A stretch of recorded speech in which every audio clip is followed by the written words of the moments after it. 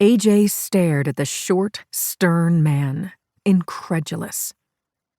The patience, so antithetical to her nature and so necessary in her job, was sorely strained this morning, and she was in no mood for even the most absurd humor. Certainly not the ludicrous story she'd just spent the better part of an hour digesting. The tepid coffee in the unmarked black mug sloshed a bit as she raised the rim to the soft mouth, thinned into a line of disgust. She didn't have time for this farce. Anger warred with good manners as she stared at the older man, curbing her tongue with effort. The morning had begun at 4:30 a.m., the shrill summons of the bedside phone rousing her from a fitful sleep. She had tumbled into bed a mere 3 hours before, after spending most of the night in the laboratory. Bleary-eyed, she'd grabbed a plastic-wrapped suit from the closet and what she had luckily guessed were matching shoes from a jumble beneath the bed. The jet left the private hangar half an hour later, arriving in D.C. in time for a glossy obsidian car to spirit her to a nondescript building in DuPont Circle. Early morning meetings were nothing new to AJ, but she had a firm policy against the unexpected.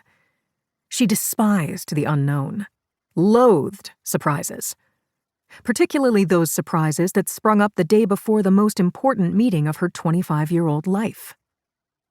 On Monday morning, she would have to convince 30 people that cognitive science was the wave of the future and a natural complement to their product line.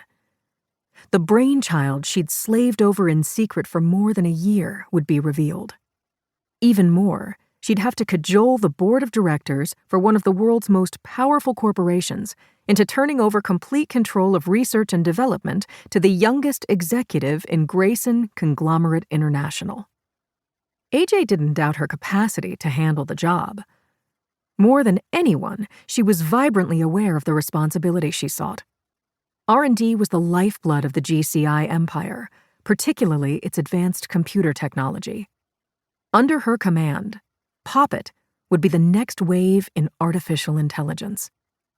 But instead of preparing her presentation to the board or fine-tuning her prototype, she was seated in a bureaucrat's office at an ungodly hour of the morning, listening to a preposterous tale about secret agents and international intrigue.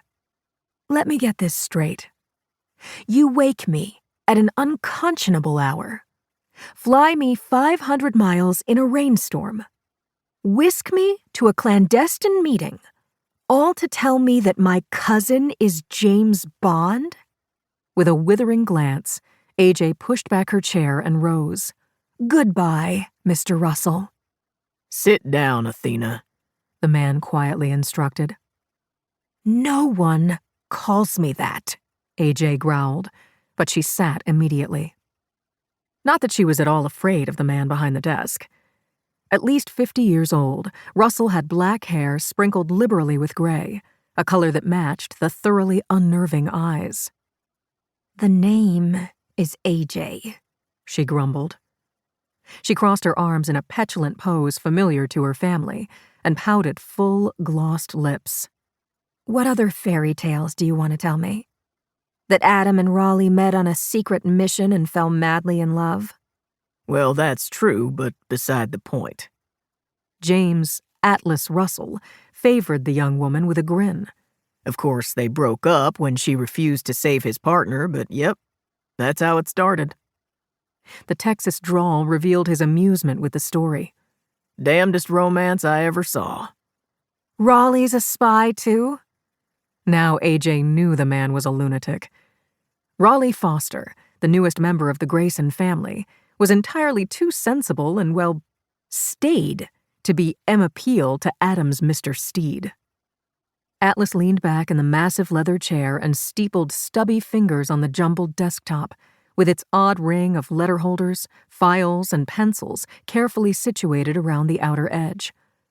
On his left, what resembled a mangled bear claw sprawled next to a half-eaten donut. Amused by her perusal, Atlas grinned conspiratorially. Yes, your cousin's new wife is also an agent with the International Security Agency. One of the best.